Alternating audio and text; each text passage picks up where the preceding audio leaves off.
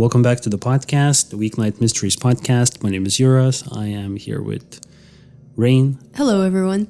And we're going to be talking about another disappearance case. This time we're going to be talking about a 15-year-old boy from United Kingdom, Lee Darren Boxell, who went missing in 1988. He went missing from the Greater London area, specifically from his suburb, his hometown suburb called Cheam. And regarding his disappearance, we have one very prominent suspect who has been investigated multiple times, but he has never been charged with Lee's disappearance. We also have another person who is also, linked to Lee's case, but I think that other person that we're going to be talking about, he's only linked due to circumstantial, not even evidence, but I would say, but it's more like he committed similar crimes. Wait, are we talking about the graveyard digger? Because there were two, right? One is the graveyard digger. So that's the first one, yeah.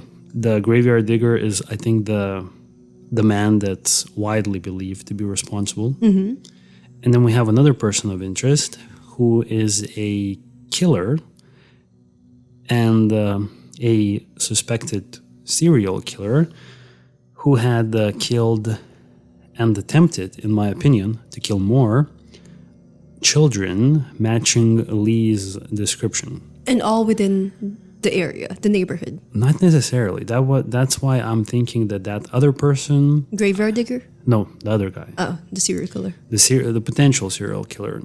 I mean, the graveyard guy is also probably a serial killer.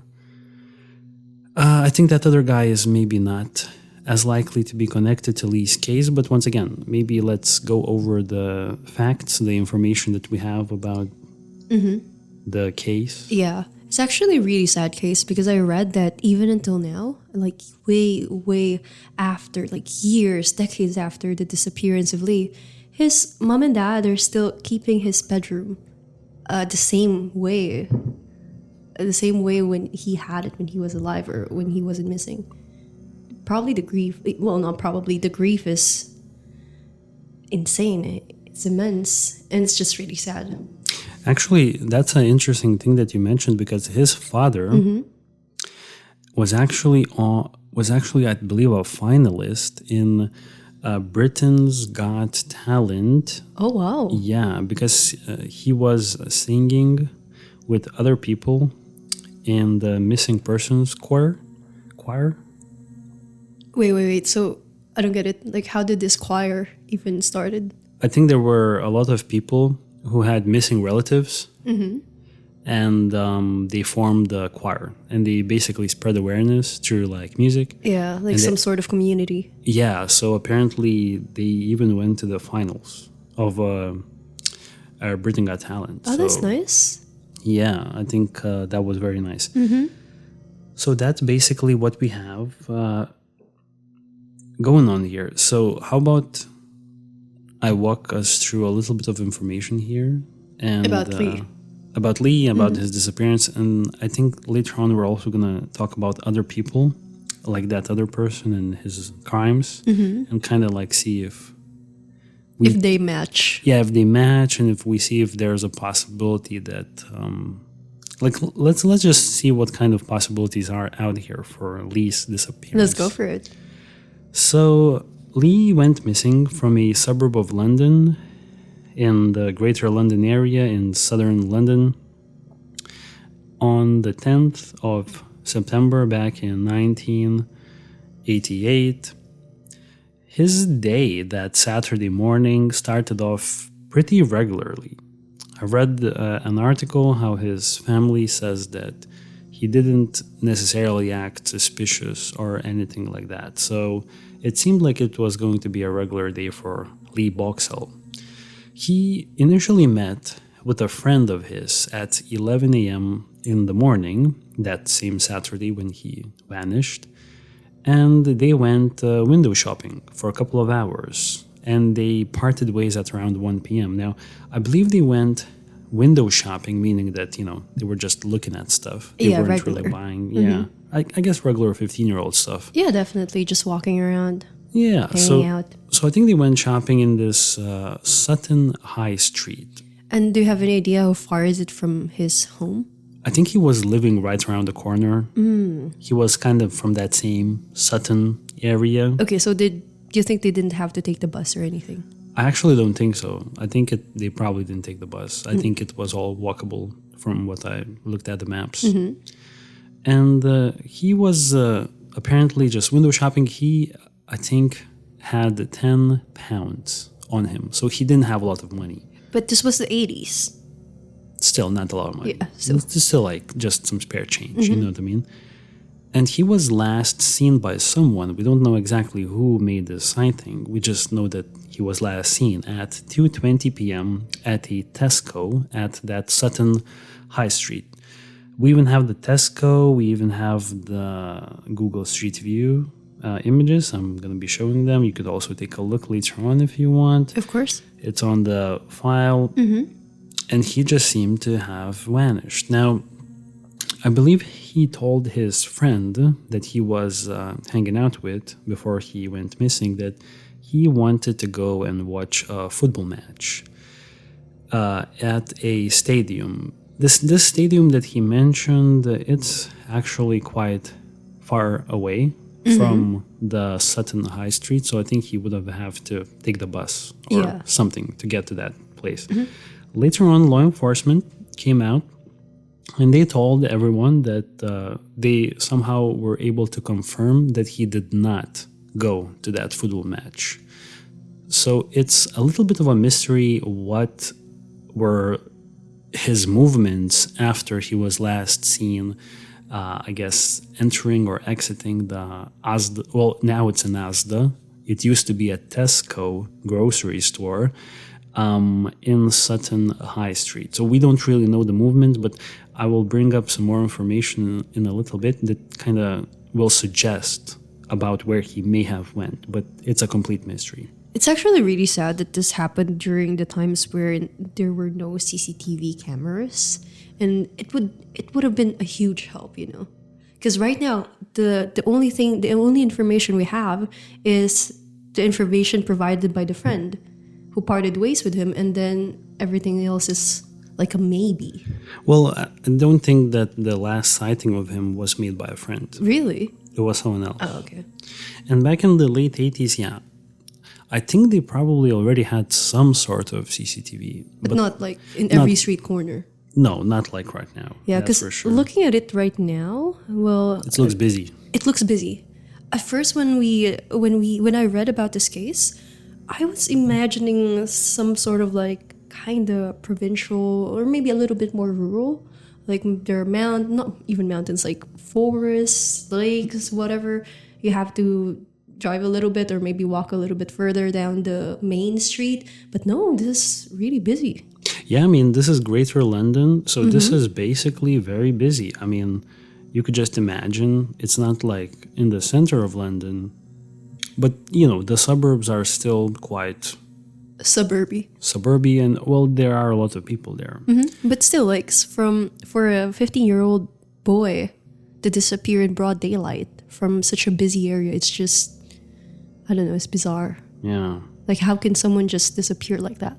So, information came out, I believe in around 2012 perhaps, that there was a local group of paedophiles. Oh, okay. Paedophiles who were active in the area. And so in 2012, another witness stated that Lee was attending an unofficial youth club in the outhouse of St. Dunstan's Church in Cheam. Cheam, once again, is his hometown, so probably literally in his own backyard where he was living. The unofficial youth club was called The Shed. Yeah, but from what I can see from the maps, it's 1.3 miles away from Tesco. From the Tesco. Yeah. which is very walkable for a young boy. A 30-minute of walking. Yeah, so he could have. So now I guess what you're kind of leading in towards is that maybe he went to this outhouse. Potentially, but still, would a 15-year-old boy actually make that walk? Of course, yeah. We were making longer walks than that. It's like nothing. It's really nothing. It's like 1.5 miles for like a 15-year-old boy on a Saturday when you don't really have anything else to do in the afternoon. Of course you're walking. You know I wonder why. Like, why specifically had to go to the shed? The shed, because it was a gathering spot for young kids or like teenagers. Yeah, but he was supposed to go to a football match, right? Yeah, it's unknown why he didn't go there. I mean, if he only had 10 pounds, then was he even... would he even be able to pay the ticket? That's true. Because the game that he was about to watch, I think it was a home game for the Charlton Athletic, which at the time in the 88 season, they were playing in the top level English football league. So those wouldn't be just some small 10-pound ticket. It could be maybe 10 pound like ticket. Up the very top. Maybe it could be a 10-pound ticket, but I'm saying it wasn't just some like low-level football. This was like very high-level stuff. Yeah. I mean, he probably just decided to go to the shed mainly because he was alone, and maybe he just wanted to meet up with some other friends instead of watching football. Exactly. Alone, right?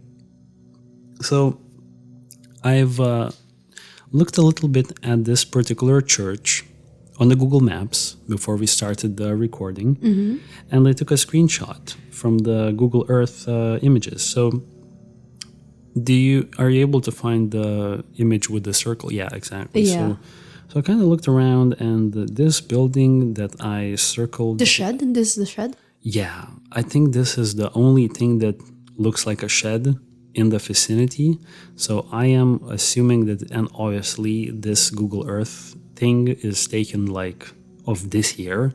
And let's remember that Lee went missing back in 88. So who knows exactly how this location looked like back in 88. But I'm just assuming, let's just go with the fact that maybe this is the shed. Yeah, let's just imagine it or something. Tell the audience what you're looking at here.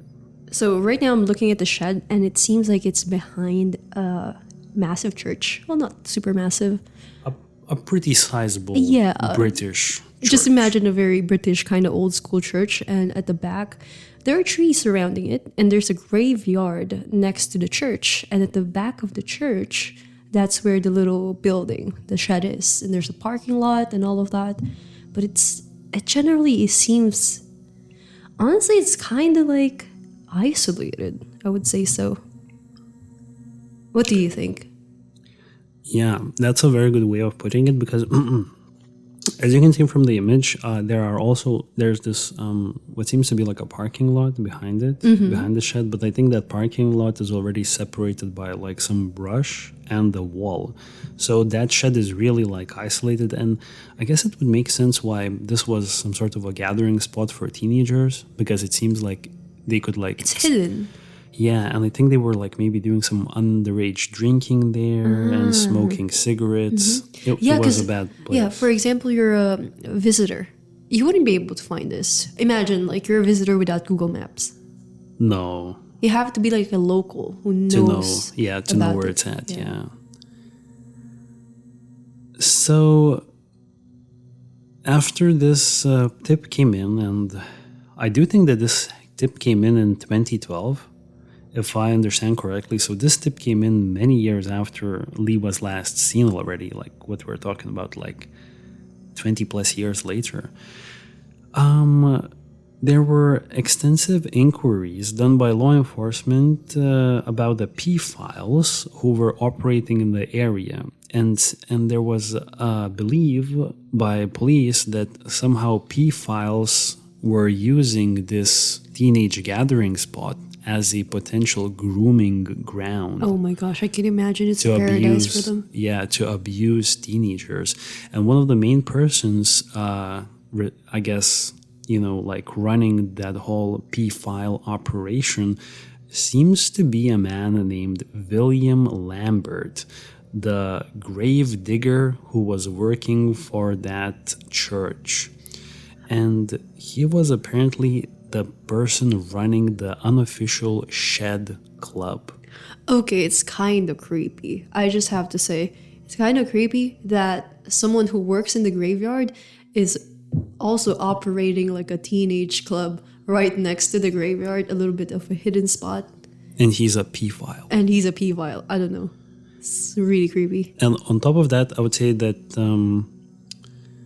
I don't understand how he got the green light, because surely, or I mean, I'm just assuming that the people running the church, like the actual pastors and stuff like that, they probably would be aware that a bunch of like teenagers in the back of the church's shed, I mean, they're not reading Sunday, it's not like a Sunday Bible school. I mean, they were sinning.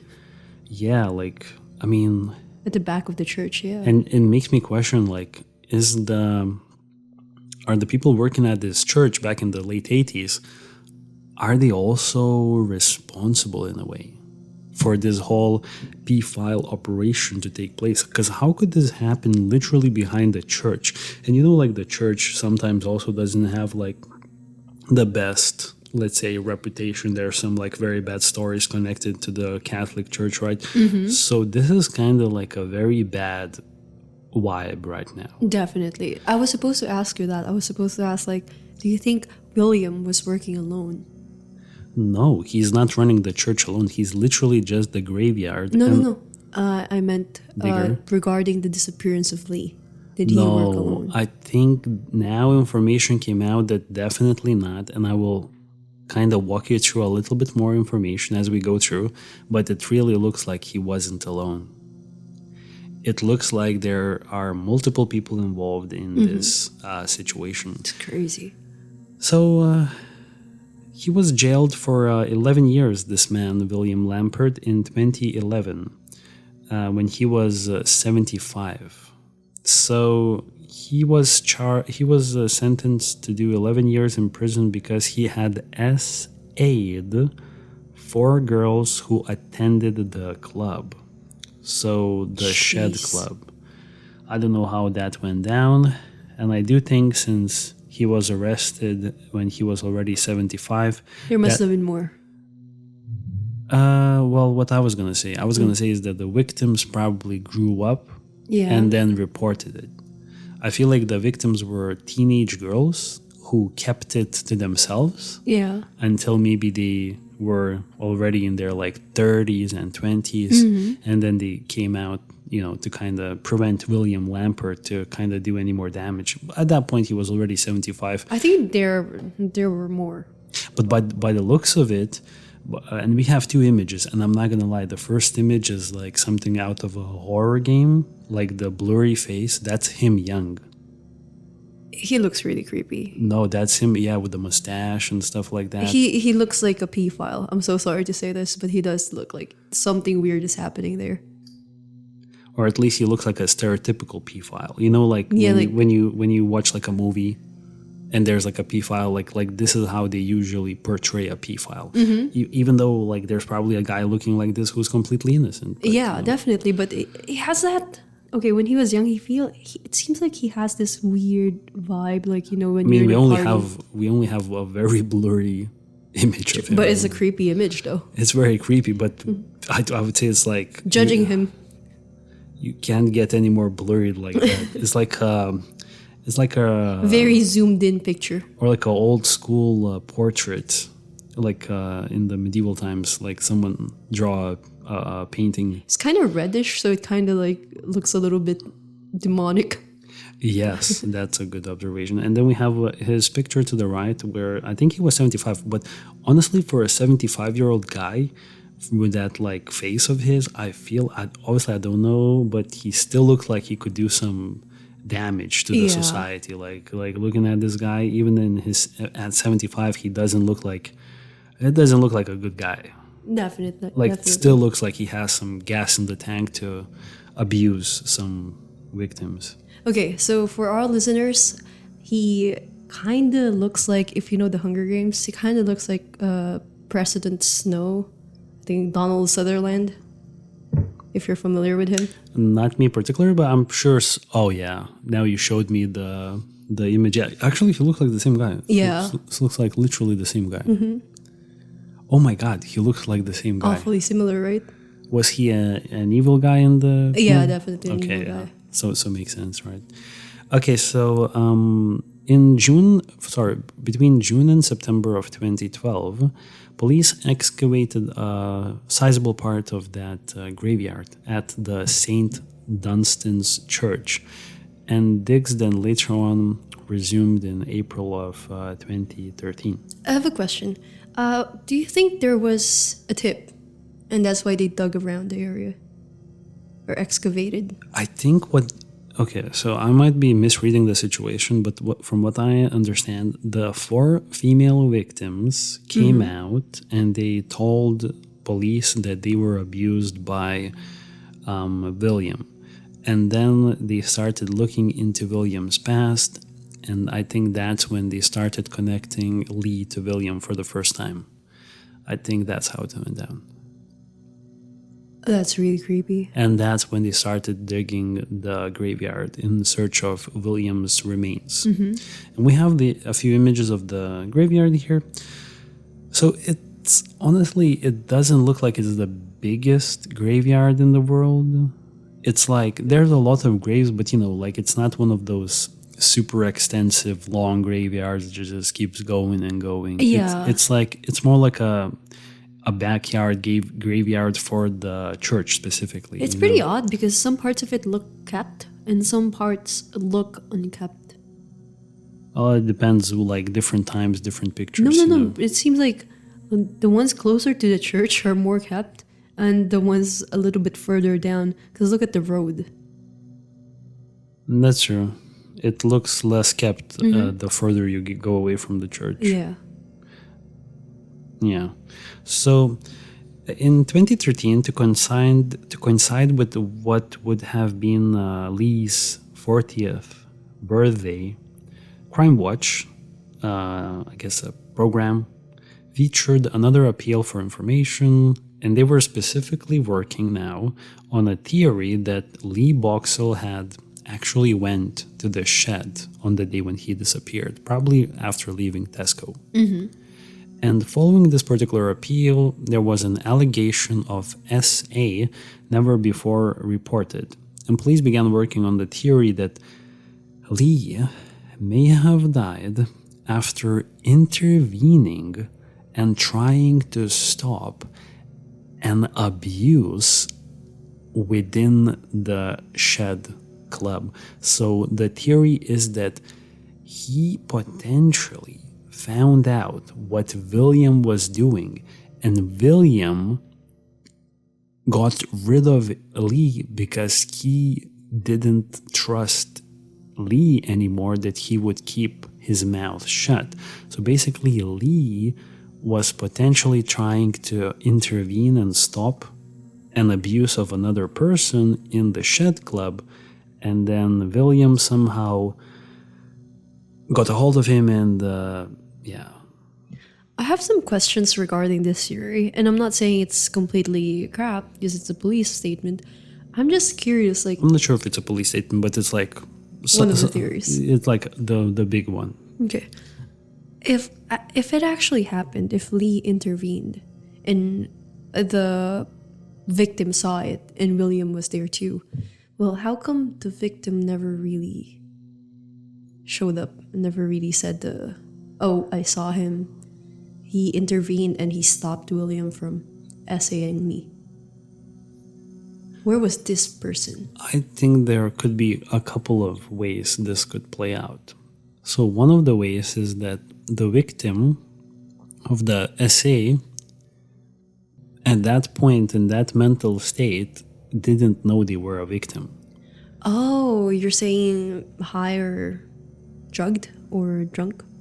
I would say even like psychologically, like maybe they're like, let's imagine like a teenage girl from like a bad background, not doesn't have like regular good life back home, blah, blah, blah, you know what I mean? And then at that moment, she might just be with William because, she doesn't know any better and William is taking advantage of her. But then Lee kind of sees this and he's like, oh my God, I'm going to tell someone. So I could see how that victim at that point didn't know that they were a victim. Or at least like say something, Why didn't this person say something? Like, oh, I did see a little boy on that day in the Honestly, the person who was getting abused looks like would have been a teenage girl of the same age. So or probably she or he didn't see William or Lee, I meant. Yeah. Another way I could see how this is happening is that maybe it wasn't... Maybe the victim that would have been potentially abused didn't quite get to be abused. And they just dodged the bullet somehow. Maybe Lee was like, caught them. And then Lee was like, no, this is bad. Like, get out of here. And then the girl kind of like, okay. And then she kind of went out and never thought of it anything again. And then William was like, okay, Lee definitely knows I'm up to no good here. I'm going to get rid of him just in case. Yeah, but it's still like, how come nobody ever said anything? That's true. I think the big question here for me is, how did it even go down? Because exactly. It's a middle... No. Oh. What are you talking about? Because for me, if it actually happened that way and there was a third person, and for example, it went down in different ways, and probably that person didn't even get to be essayed, which is good. But they probably have heard or have known that Lee went missing. That is okay. Generally, what you're like saying, like your whole point, I completely agree with, and I didn't even think about it. Why did the other person that was potentially saved by Lee never stepped in and provided information? That's true. Maybe it's because there wasn't one specific person. Maybe it was one of these 4 women that got assaulted and then later on told the police just way later. It could have been one of them. Maybe Lee didn't just walk to the shed and stumble upon it all of a sudden. Maybe he gradually... in a little more discreet manner. No, gradually became more and more aware of what was happening in the shed. Because I think there was a report that the people who are, the pedophiles who were kind of conducting their operation in and around the shed, they were kind of grooming the boys to help lure in some teenage girls. So maybe Lee was somehow getting aware of the whole situation and was beginning to think and was starting to realize what was really happening there. And maybe that's how it went down. He stopped it. He didn't stop it necessarily. I think maybe he was about to stop it. Maybe he was about to stop it or about to tell someone, and then William silenced him. It wasn't particularly that he ran up on someone that day. Maybe he was slowly getting more and more aware of what was happening. That's what I'm thinking. It could be a situation where he just went there on this one particular day and he just intervened and he was murdered. But I think there's also a way to think about it is that maybe he was gradually unraveling what was happening there, and then one day they just got rid of him. Yeah, I'm also thinking, is there a possibility that he didn't intervene, but he was the victim himself?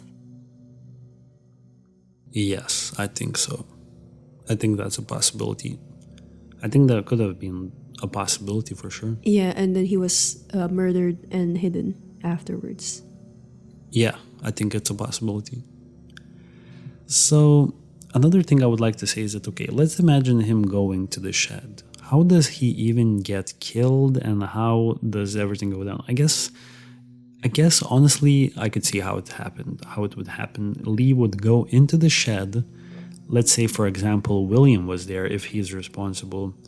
he somehow kills Lee, maybe, overpowers him because he was an old man.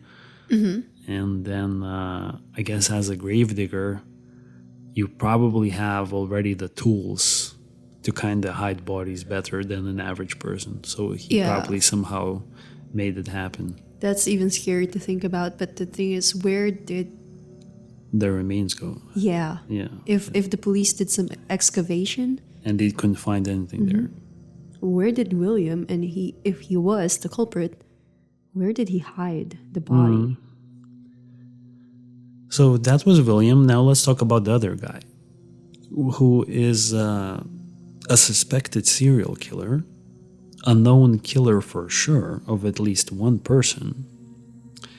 And his crimes kind of look very similar to Lee's disappearance. So this is Brian Lunn Field. Brian Lunn Field would have been a 52-year-old man at the time of Lee's disappearance. And the first links came out between him and Lee in 2001. Because Brian Lunn Field at that point, I think in 2001, he was already proven to be a paedophile and an offender who had recently been arrested for the 1968 murder of Roy Tutil. So... But do you know where he was located specifically? No, that's the big thing. I don't know where he was specifically located. But I kind of want to talk a little bit about him as well, about Brian Lunn Field. And then once I give you the details, you could kind of like tell me what you think. Of course. I'm just curious, like, if he's a local or not. That's the thing. I didn't find this information anywhere. So it's kind of hard to say. But speaking about Roy Tutil, who was a 14-year-old boy who was murdered by Brian Lunn Field back in 1968. So Brian Lunn Field, at that point, he would have been 32. So he was like a young man still back then. Roy Tutil, a 14-year-old boy, he disappeared on the 23rd of April in 1968, and he was on his way from his Kingston Grammar School in Kingston in the Greater London area. So this is actually not completely in the same location where Lee Boxell disappeared, but it's kind of like in the same part of England, like Greater London, southern Greater London. So he left school at around 3:30 p.m. and he went to a bus with his friends. Now, he was trying to save money to buy a new bicycle, so instead of taking, I think, the second bus fare, he would then hitchhike to get home, which is terrible, to me. Yeah, it's very dangerous. But back in the late 60s, maybe this was more acceptable for parents, So his parents notified the police when he failed to arrive home on that evening, and there was a missing persons report. And they didn't start investigating until the following day. The body of the schoolboy, Roy's body, was found by police 3 days later outside the gates of Cherkley Court, which is this kind of like mansion of a prominent English businessman from the 20s or from the 20th century. And he had been strangled and assaulted in a sexual manner. The only information police learned at the time is that the bus driver that initially took Roy Tutil, he saw him talking to a driver of a silver green vehicle, and the driver was described as a short and stocky man.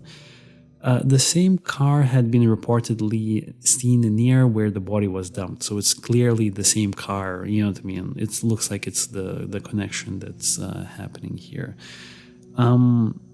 Brian Lunn Field, though, he got to live freely after committing the murder for, I think, maybe 3 decades or something like that. And he most likely committed another set of murders that I'm going to bring up So Brian Lunn Field, they didn't catch him in '68, and he was going to commit more gruesome crimes. So in the 70s, investigators traveled to Scotland to interview a man named Brian Lunn Field because seemingly this man moved around. He was living, I believe, in the Greater London area when Roy was murdered, but then in the 70s, he and his own family, he had his own family, wife and a son. So that's kind of crazy. He was killing little boys, and then also he had his own kind of young son. It's a disaster. I have no idea how the killers managed to split Their personalities. Who is that guy again? Israel Keys. Israel Keys, yeah, that guy was crazy. He seemed like a family man, but then he is also a serial killer. Yeah, crazy. That's insane, man. So apparently he already had the run-ins with the law in Scotland when he attempted abducting and assaulting a 14-year-old boy in Aberdeen, which is a pretty big city in northeast of Scotland. And now let's move almost 30 years later to December of 1996. A DNA sample was recovered from samples taken from Roy's Tootle's trousers, which had been kept in the freezer in the late 90s. And since there was advancement in DNA technology, now they were able to connect Brian Lunn Field to Roy Tootle's murder. And he was charged for that murder on the 20. They were able to connect it because Brian Lunn Field was drunk driving, and they made the regular stop. They took his DNA, they ran the DNA in the system, and they matched his DNA with Roy's murder. So in 2001, police arrested him in Birmingham. So I think he was already living in central England, from what I can see. He was held in police custody and eventually admitted to murdering Roy Tootle. So after he admitted to murdering Roy Tootle in 2001, they were looking at other crimes that he could have been responsible with.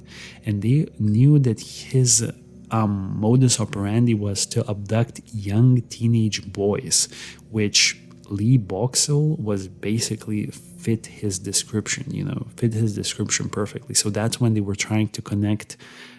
Is there any possible connection between Lee Boxell and this suspected serial killer, Brian Lunn Field? And basically, Lunn Field, I guess he denied it, and I guess they never had enough information to connect Lunn Field to Lee Boxell, per se. But the very strange thing is that I also want to walk you through another case that is, I think, worth mentioning, because just maybe in honor of the victims here, I would like to mention, and we could also think if this is somehow what this tells us about Brian Lunn Field. So I know this is a lot of information. Please stop me if this is a lot of information to dissect here. No, it's all good. I'm just thinking if it was actually Brian, then he would have been in the shed. Or, honestly, if there were pedophiles operating in the vicinity, maybe he was one of the pedophiles. Potentially, yeah, because I was thinking it seemed the shed seemed like a very locally known place for pedophiles. Yeah, and it's once again, if we're visiting southern London, we wouldn't know. You probably wouldn't even find it. So it feels like of course local. Not. Never. We would never step foot there. Exactly. So it feels like a locally known area. So I was more into. I was thinking more that whoever killed or hid Lee Boxell's remains, it was a local who knew of the shed. But once again, very good point. Actually, what you're saying is very smart. I never even thought about it. Yeah, it must have been a local. I agree with you. But then again, if you're a pedophile or a criminal who had a connection with other local pedophiles, then you also would have been aware of the shed. True, and why would they even connect a random P file from, let's say, Scotland to a case that happened in Greater London? I think just the fact of them even trying to connect the two cases means that there's probably something linking Lunn Field to the Greater London area. Well, obviously, Roy Tootle's case. He murdered Roy Tootle in the Greater London area. Yeah, which makes me think that if it was Brian, then maybe he abducted Lee, not in the shed, but when he was walking towards the shed on the way, like maybe on the side of the road. Yeah.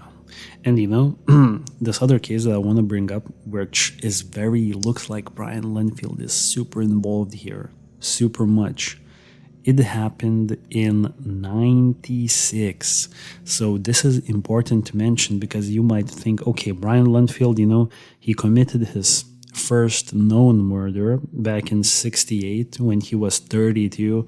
Lee Boxell disappeared in 88 when Brian Lunn Field, I believe, would have been 52, like 20 years later. Like, would he still be committing those crimes, Like, maybe he's an older man and he wouldn't be committing murders anymore. But no, actually, he definitely would, because Patrick Warren and David Spencer, two young best friends, 11 and 13, they went missing in 96.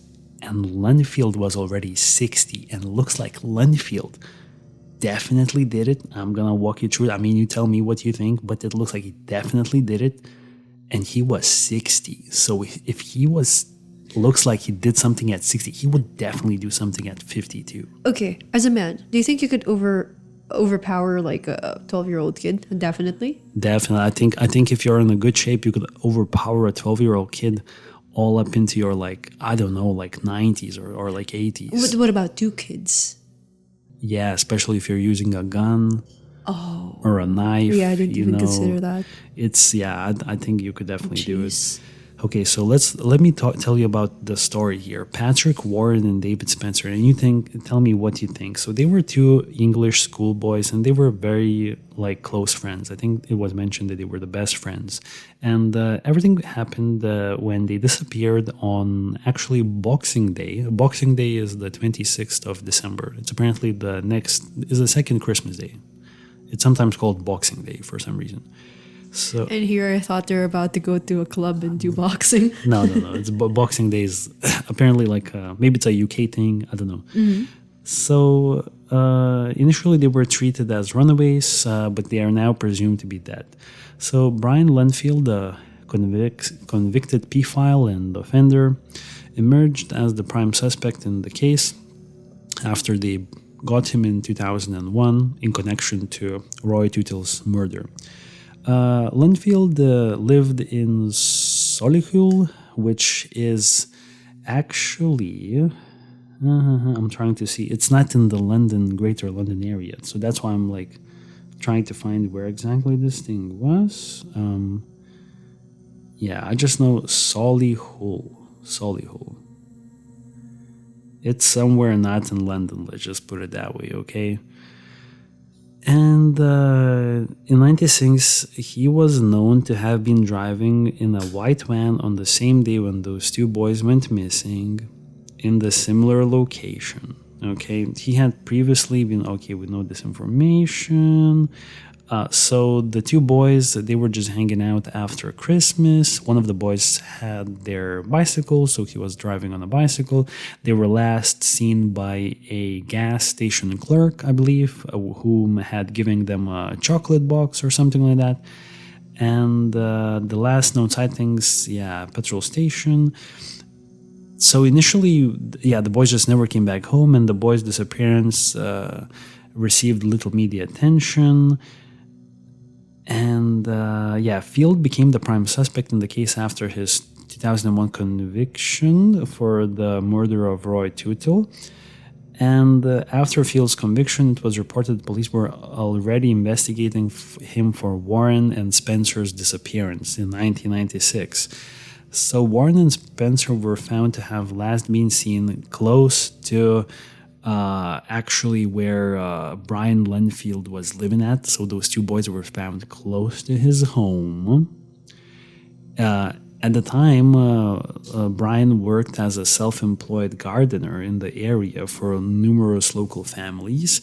He had access to open ground in the area and was a regular drinker in pubs close to where the two boys were living. He also worked as a gardener for the family of another murdered boy in the location back in 1984, so he may have killed that little boy as well. Yeah, seems so. And so he has so many potential murders here.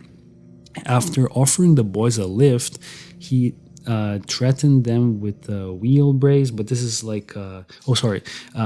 Brian Lunn Field had received 6 previous convictions for SA offenses against boys, including an 86 conviction for abducting 2 boys aged 13 and 16 in his car with the intent on assaulting them.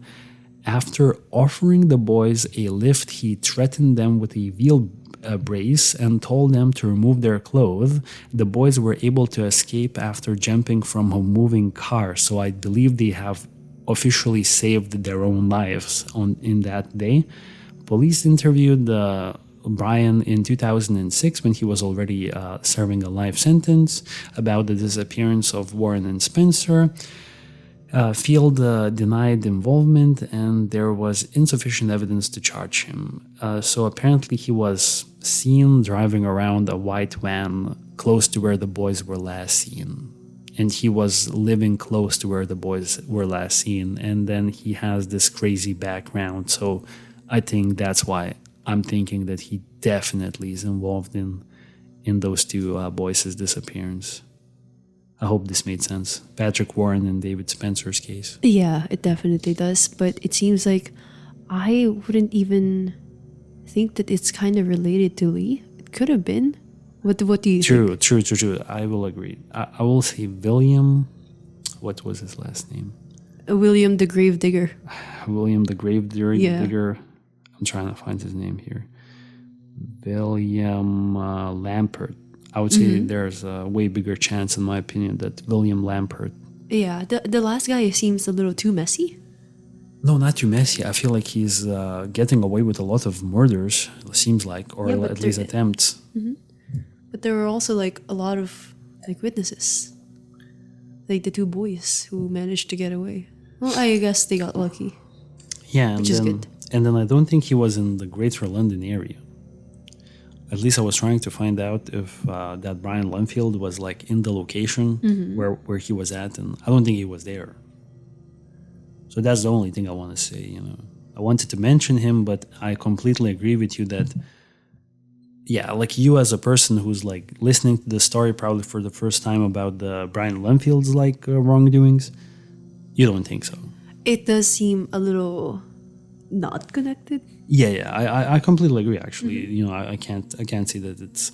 I would also maybe someone in the audience thinks otherwise. Yeah, but I feel like it's definitely potentially unconnected. I'm more suspicious of William the Gravedigger and the Brian serial killer. Yeah, me too. The William the Gravedigger looks way more. So I was digging around for more information about William. And I found some information that there were actually 3 men arrested in 2014. So let's remember that William was already arrested in 2011, and he was serving an 11-year sentence for the abuse of the 4 girls at the shed. Yeah. You remember that, right? So 3 years later, police arrested 3 people, and the 3 people were... 3 people or 3 men? 3 men, yeah, oh, okay. 3 men. And I'm going to try to find more information about them. I know it's somewhere in my notes here. Just give me a sec. No rush. I'm just thinking, is it also connected to William?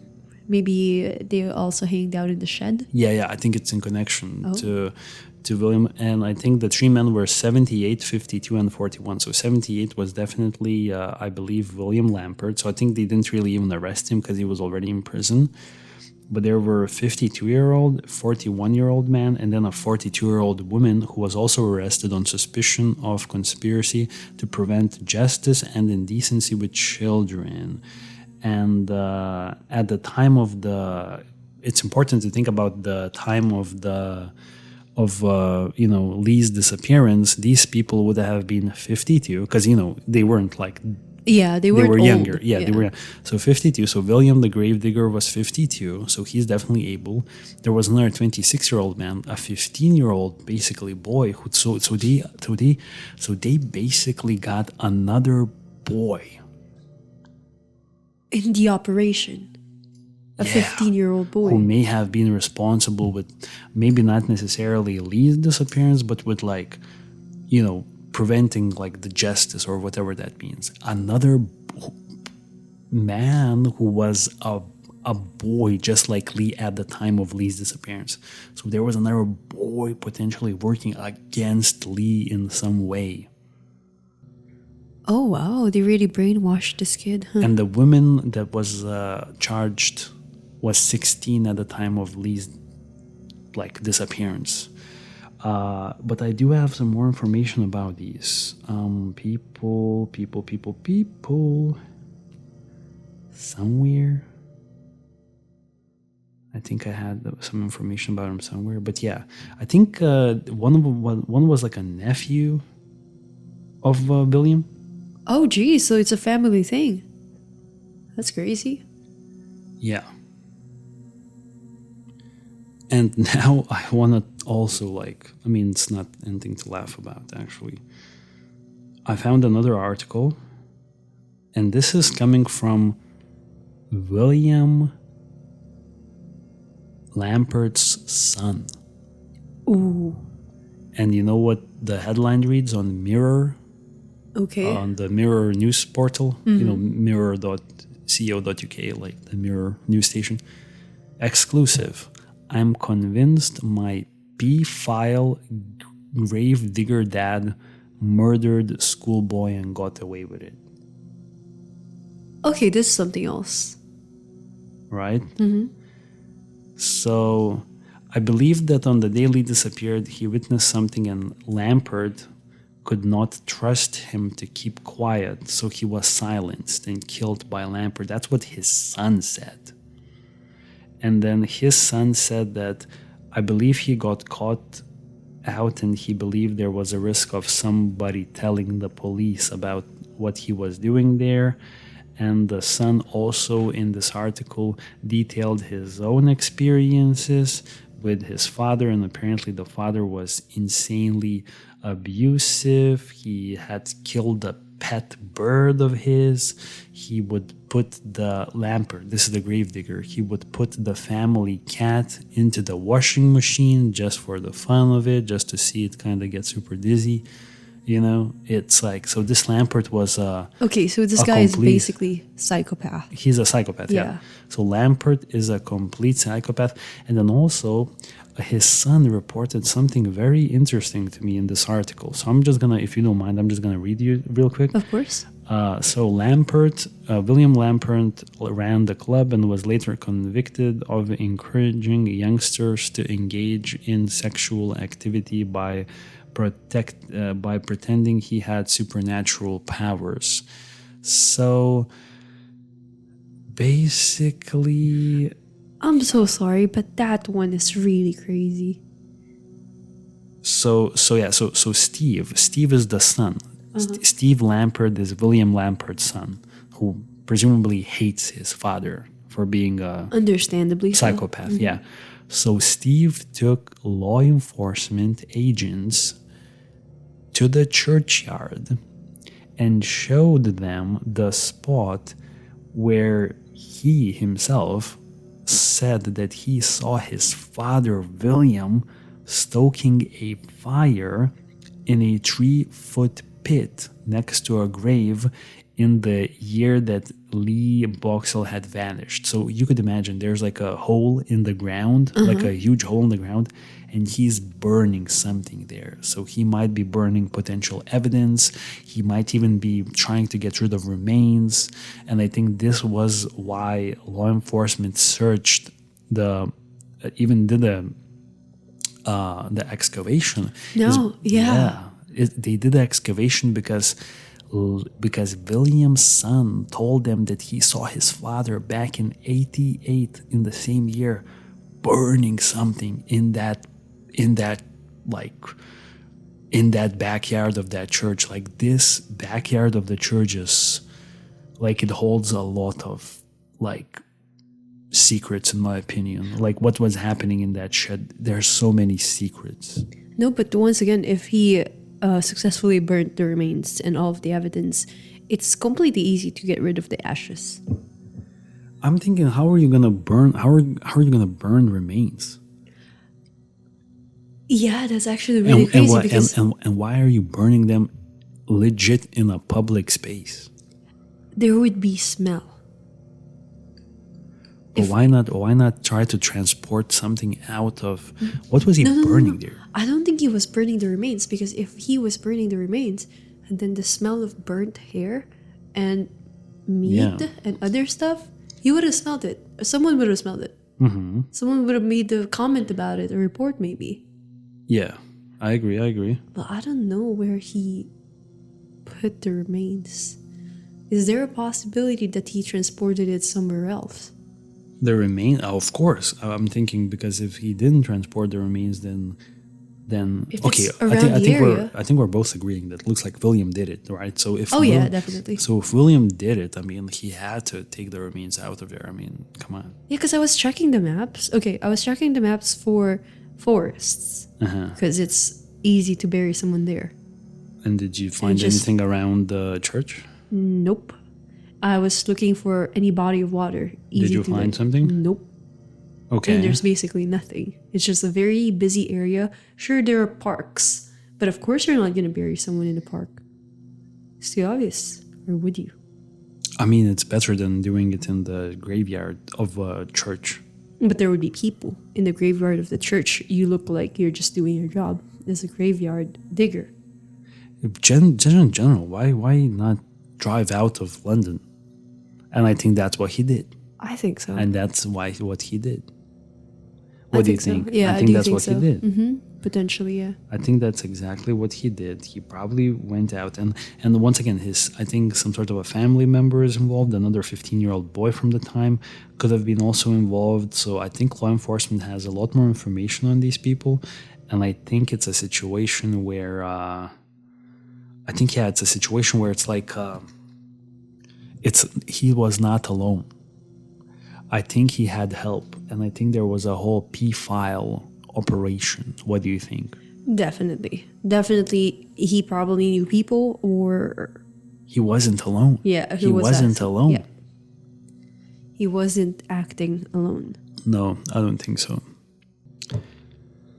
So I think, after talking about the case, I feel like we are in a pretty good alignment on our thoughts here. Yeah, it's very unfortunate, and even after years and years and decades, I truly hope that his remains would be found, or at least there would be some sort of closure. For the family. Yeah, especially for his family. Yeah, and speaking about the latest thing that I was able to find was a breakthrough in 2018. Mm-hmm. Apparently, police interviewed a person with information that could lead to the remains. But I don't think it led to anything, because we're already almost in 2025. So what's happening? You know what I mean? I don't think that lead went anywhere, realistically. And we're still trying to find out.